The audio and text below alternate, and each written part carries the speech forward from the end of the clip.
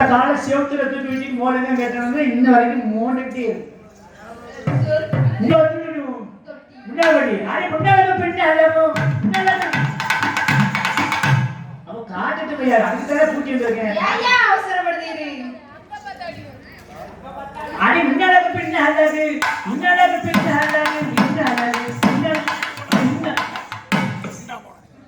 சுருக்கம் இருக்கு என்னது இல்ல வந்தா உத்தமரா காமராஜே அவர் எங்கே எங்கே எங்கே